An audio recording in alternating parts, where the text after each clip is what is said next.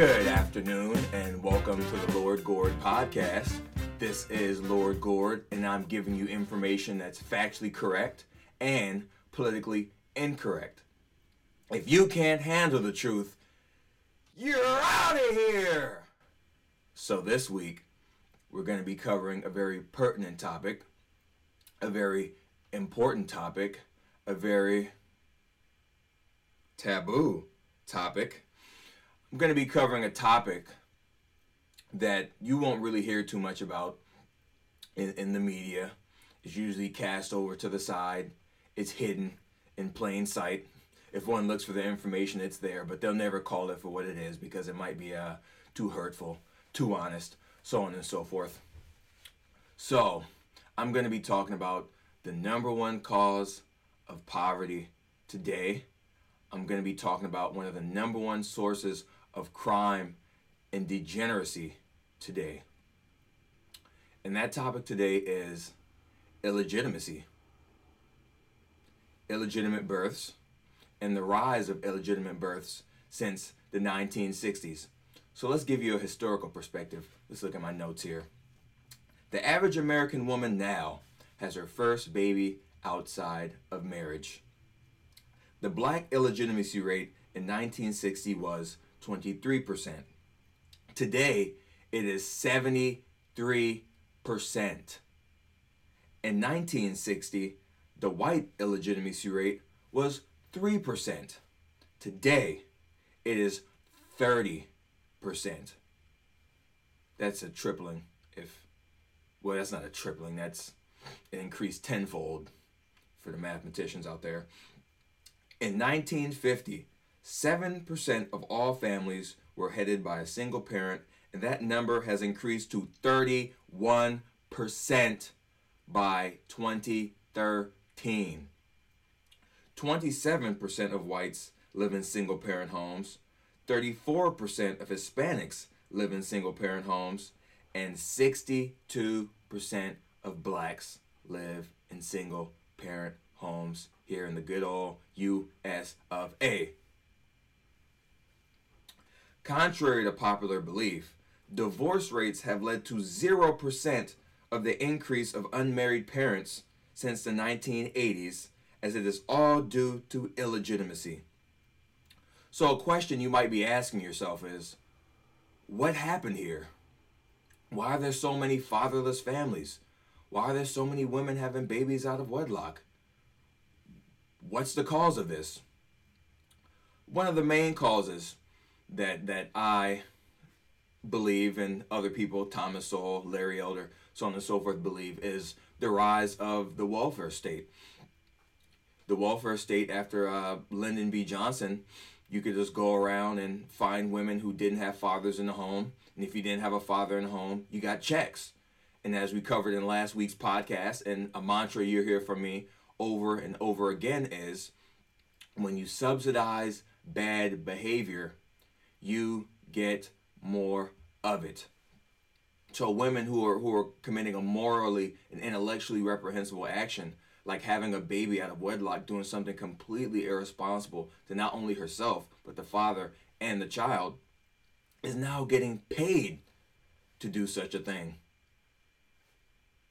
You think you're not going to get any more of something when you pay someone to do it? Do we really have to explain basic economics here? We'll do a podcast on basic economics by Thomas Sowell. That'll be coming pretty soon, but let's stick to the point. Point number 2, feminism.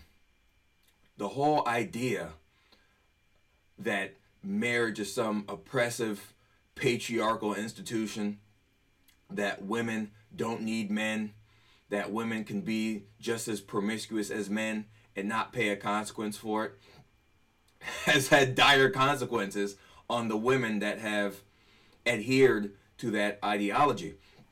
In times past, as I've read in this book, Generation Unbound, right here, that's where I get a lot of the sourcing from, and talking to people who are in their 80s and older. If you had a baby out of wedlock before the sexual revolution and the liberal welfare state, so on and so forth, it was embarrassing. Usually if you got pregnant, they'd ship you down south where no one knew where you were, and when you came back, the mother would claim the baby, or you'd put the baby up for adoption, things of that nature. So when you had a baby out of wedlock, you not only lost points in the society, your reputation took a big hit, your value on the mating market took a big hit. You also were not entitled to any benefits from the father because the baby was born outside of marriage. And I don't believe that the welfare state was as lucrative or as forgiving for such shortcomings. So, another reason is the apologetics from the intelligentsia, the leftist intelligentsia. I'm going to be sourcing this from an article called The Black Family, 40 Years of Lies by Kay Heimowitz. This is in rebuttal to the Moynihan Report. You guys should check out the Moynihan Report. Basically, he said in the 1960s, majority of blacks have moved to the middle class, but about a quarter of blacks are being born out of wedlock. This is a big problem. Fatherless families lead to all the social pathologies that we don't want.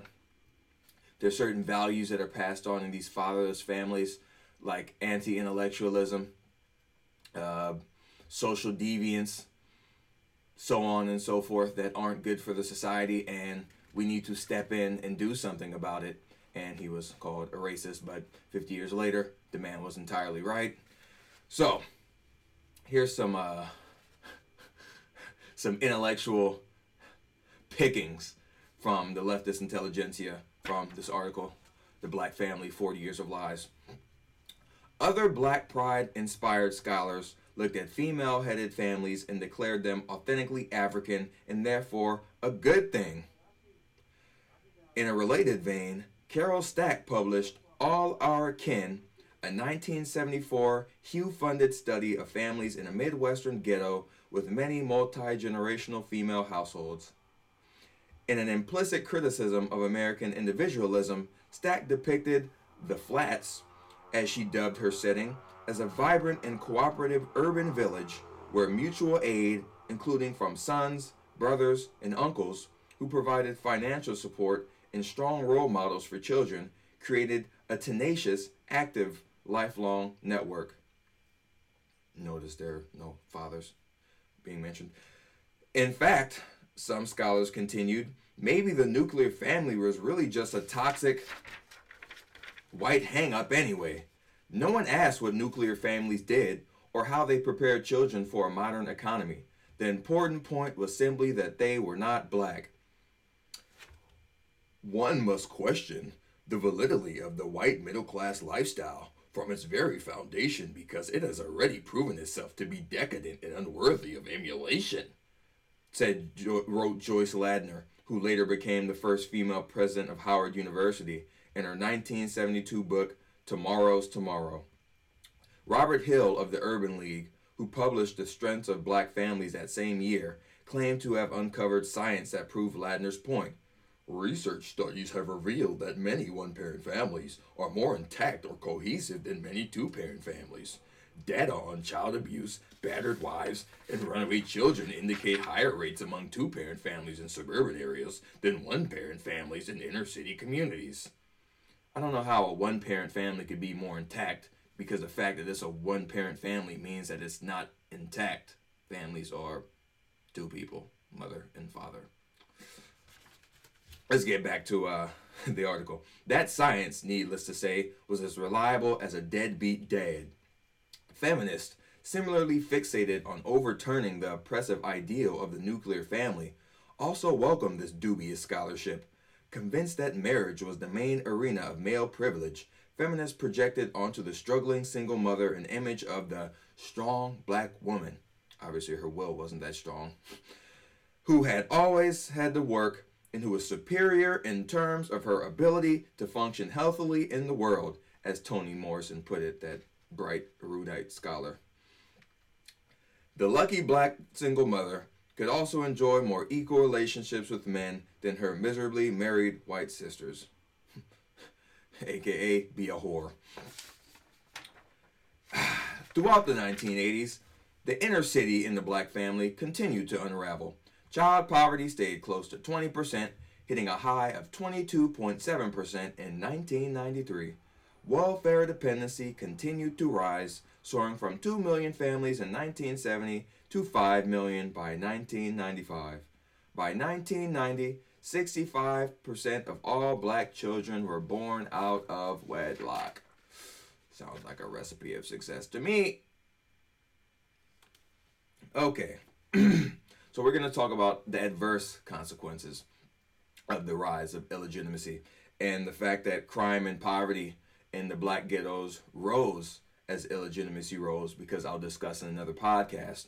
The biggest jump out of poverty for blacks occurred before the civil rights movement. From 1940 to 1960, you went from about 67% of blacks living under the poverty line to 47% living under the poverty line by 1960. That jump has not been duplicated, even though we've had trillions of dollars spent on Section 8, the welfare state, rec centers, affirmative action, you name it, right?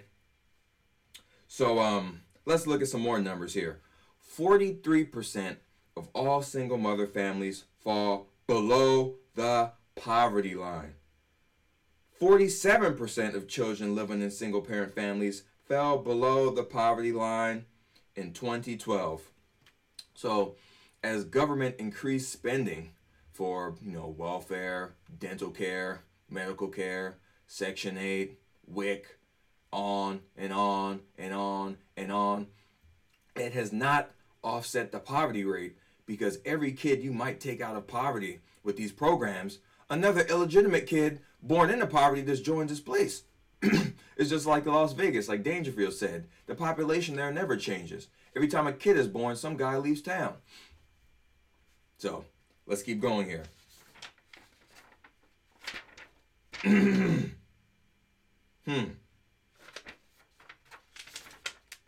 Yeah, I made a mistake here. So, I told you that the families continue to falter. The welfare rolls kept going up.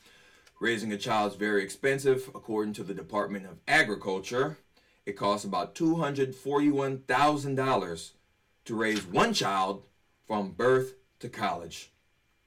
As we see, almost half of single mothers live below the poverty line, so they can't afford it. So who pays for it?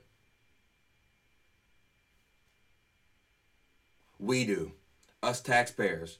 Us people who make responsible decisions in our life subsidize bad behavior. Here's some stats for you. The estimate is that 16 million more single mother families will be here in 2030. If benefit levels remain stable, it will cost our federal government $116 billion a year to benefit those families. So, what I'm saying is, single motherhood, that's a choice. Knocking boots, as they call it, knocking boots, with some loser is a choice. That's their choice. So they want to make poor choices, yet we cover the cost of it. And you never want someone making decisions who pays no consequence for making those decisions. Perhaps if we rolled these benefits back, these women would have to be more conscientious in their decisions, because they know that no one would catch them. They'd have to fend for themselves. Maybe they can have more value for themselves on the mating market by marrying before engaging in intercourse. Having some contractual agreement stating that he will provide for her and the child, and he won't leave once she has the child. Or maybe that's just too much to ask. Let's keep it going here. Okay. When fathers aren't involved in the lives of their children, there's a 5 times greater likelihood that the kids will live in poverty, a 3 times greater likelihood that they'll fail in school, and a 2 times greater likelihood that they'll have emotional and behavior problems, use drugs, get involved in crime, and every negative social pathology you can imagine. That's from the National Fatherhood Initiative's Statistics on the Father Absence in America. We talk about crime and how crime's been going up in these black ghettos as the illegitimacy rate has been going up and the lack of fathers have been going up. A 1987 survey of youth in custody found that 70% did not grow up with both parents. Another 1994 study of Wisconsin juveniles was even more stark. Only 13% grew up with their married parents. Okay? Who has the highest illegitimacy rate here in the United States of America?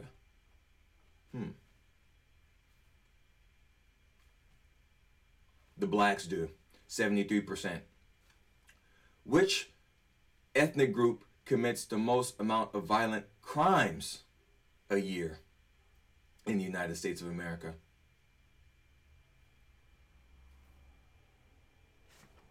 The blacks. It's about 57% of those in United States jails right now for violent crimes are blacks. That's from the Department of Justice, by the way. Who has the lowest illegitimacy rate?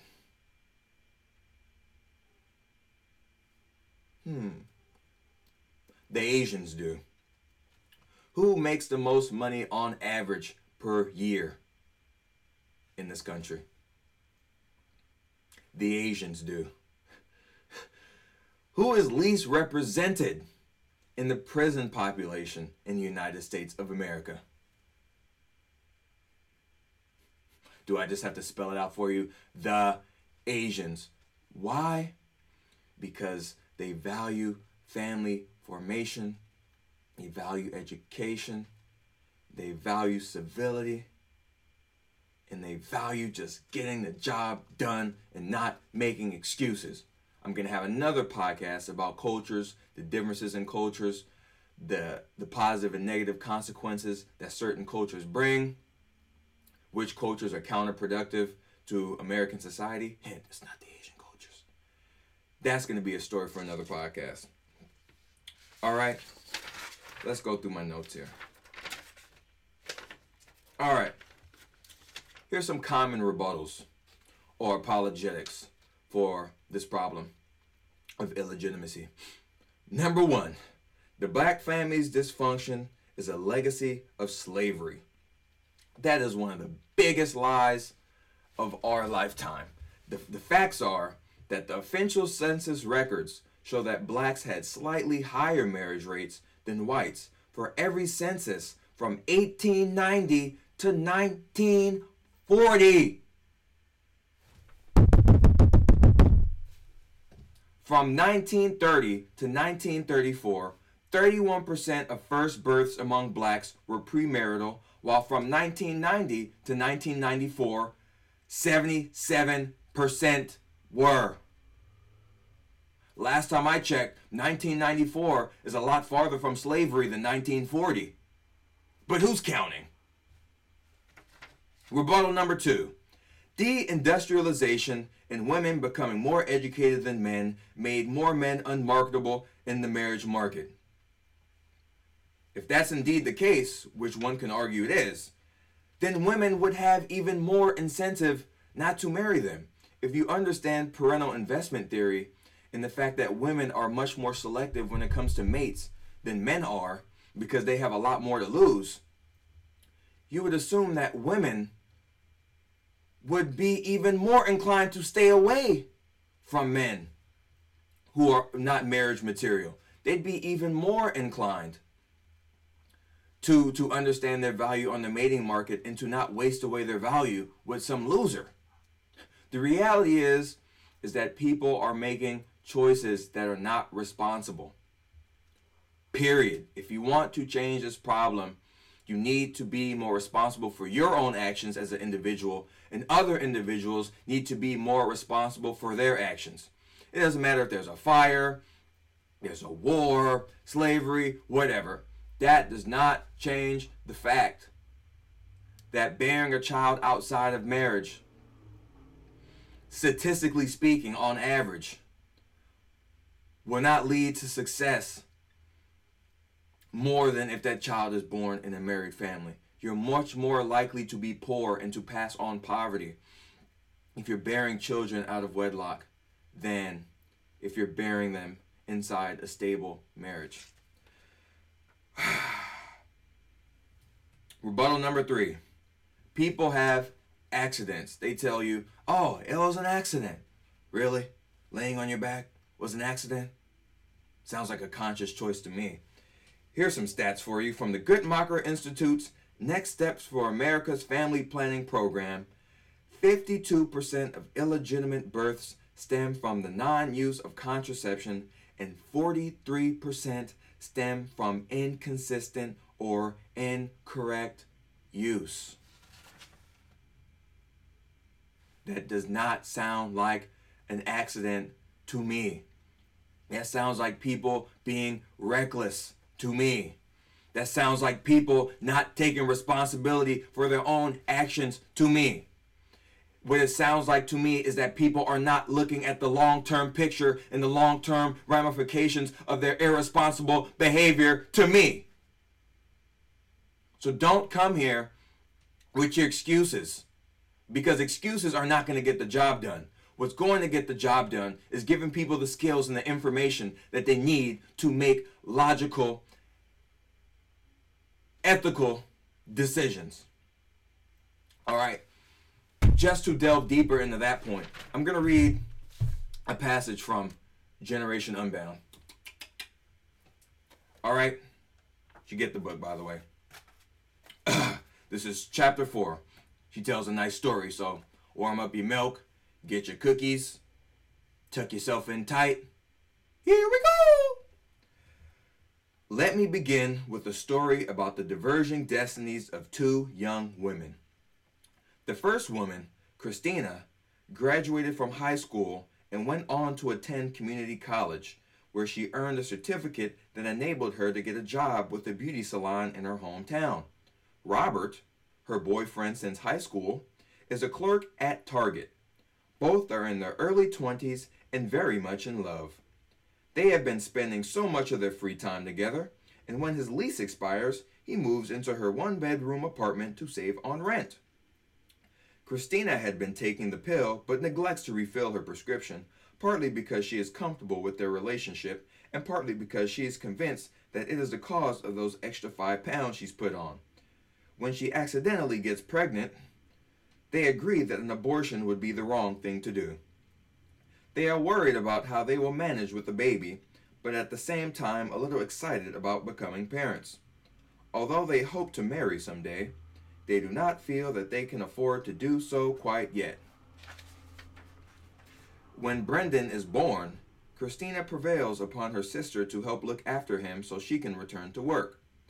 Fast forward a few years, as they near 30, Christina and Robert now have a 4-year-old, a new baby, and a big stack of credit card bills. Christina is juggling her job with taking care of 2 young children. She pays a neighbor $100 a week to watch the children while she's at work. That $5,000, along with other work-related expenses, takes a big chunk out of her $25,000 a year annual earnings. Robert has had a series of low-wage jobs as well as some periods of unemployment, but contributes what he can toward paying the rent. He is discouraged, but is also spending more time than Christina would like watching television and hanging out with his friends. Just before Brendan's 5th birthday, they split up. Life is not easy, but Christina, Brendan, and the new baby try to make do on her modest salary. Christina worries that the long hours she has to spend on her job do not let her spend enough time with the children. Her sister has moved away, and she is trying to do the best she can with little or no help from Robert. Compare this with another story of that of another woman named Allison. When Allison enters high school, her mother has already begun researching colleges for her. When her junior year rolls around, they take an East Coast road trip to visit more than 10 colleges, and Allison applies to 7 of them. She ultimately chooses a private liberal arts college where she majors in computer programming. Upon graduation, she applies for many jobs and accepts a job at a startup in California. Her college boyfriend, Carlos, gets a job in Connecticut. They stay together for a year and a half, But living on different coasts is hard, and they eventually realize they need to make a decision about the future of their relationship. Carlos grew in a large family with a stay-at-home mom and wants to have several children. Allison soon realizes if they were to marry and have kids, she is the one who'd have to sacrifice her career goals to accommodate becoming a parent. They mutually agree to break up. Allison later goes back to school for her master's degree and meets Jim in her second year of graduate school. He proposes upon graduation, and they get married shortly before her 30th birthday. They decide to have children before her biological clock reduces their chance of success. By the time Allison is 35, they have one toddler and a newborn infant. Allison is teaching at the local university now, which enables her to spend some time at home, and their two salaries make it feasible to afford high-quality care. The different trajectories of these two women are shaped by different opportunities, but also by different choices. These different choices are creating a greater diversity of family formation patterns and lifestyles for the youngest generation, and they are leading to a new class divide in America. Let's give you some more facts. Here's the fragile families and child well-being study. Began in 1998 and covered a representative sample of about 5,000 newborns in large and mid-sized U.S. cities. Both the mothers and fathers interviewed at the time of their children's birth, and those mothers were re-interviewed when the children were ages 1, 3, 5, and 9.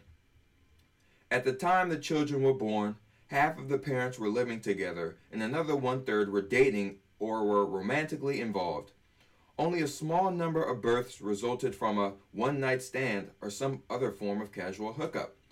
Many of the parents hoped to marry each other one day, but these good intentions were rarely realized. By the time their children were age 5, only one-third of these unmarried couples were still together, in contrast to 80% of their married counterparts. By the time their children were age 5, almost half of these mothers had split up with the children's fathers and had gone on to have another baby with a different man. Strikingly, 23% of these unmarried mothers had children by 2 different fathers, 16% by 3 different fathers, and 8% by 4 or more fathers. Does that sound like a recipe of success to you? If it does, I have some real estate in Atlanta I'd love to sell to you. Okay, you want to learn how to stay out of poverty? Follow these steps from the Brookings Institute, the same think tank that published this book. Finish high school, get a full-time job, stay out of jail, don't have a baby out of wedlock. You do those 4 things, you'll stay out of poverty 98% of the time. So now that you have those facts on the table, let's get some implications. Because people always love the solutions, right? Look through this. I make mistakes all the time, okay? All right. If we acknowledge that illegitimacy rates and illegitimacy are the core sources of poverty, if we can acknowledge that fact, then we can change it. The only solution is personal responsibility, a return to marriage, and punishments for deviant behavior. What I like about certain Asian cultures, especially the East Asian cultures, is this idea of face. No one wants to embarrass the family. No one wants to lose face. So they don't do things that will embarrass themselves and the family. That is mostly lost in these ghettos all across this country, especially in South Central LA. These people have no shame in their reprehensible behavior. Hell, oftentimes they have no morals. Shame is a very powerful societal vehicle to keep people in line because, like I say over and over and over and over again, when there are no punishments for doing the wrong thing, people are going to do the wrong thing. Okay? Black married poverty rates are in the single digits, but the black single mother poverty rate is 32%. Do the math. 96% of black married families do not live in poverty. You have two incomes. If you both make 25 grand a year, together that's 50 grand. You're probably in the top 40% of American households by that point. Even if you're making 40,000 and she's making 30,000, together that's 70,000. You'll be in the top 20% of American families.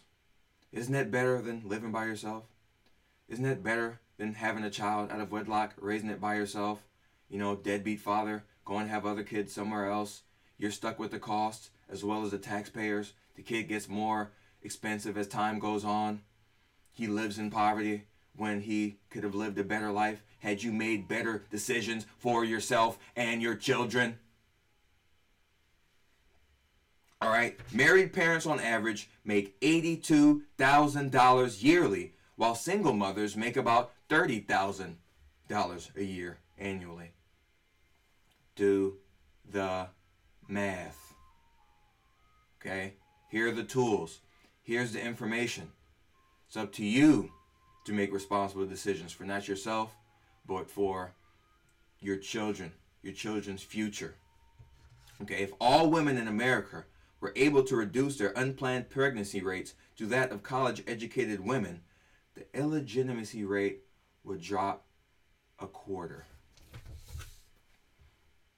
And as you have seen, illegitimacy and poverty go hand in hand like peanut butter and jelly, like peaches and herb, reunited, and it feels so good. Okay? Now you have the tools. Share it with your friends. Share it with whoever. Give them the information to make logical and ethical decisions. Instead of apologizing for this behavior and lionizing people who make these terrible decisions, we should be looking at these people who make bad decisions as examples of what not to do. The people who should be lionized are these women who go to college, they get married, then they have the baby. The baby's in a stable situation. They're in a great position to pass on their values and behaviors to these children. They're more able to afford what these children need, what the children need. They're not going to be wards of the state.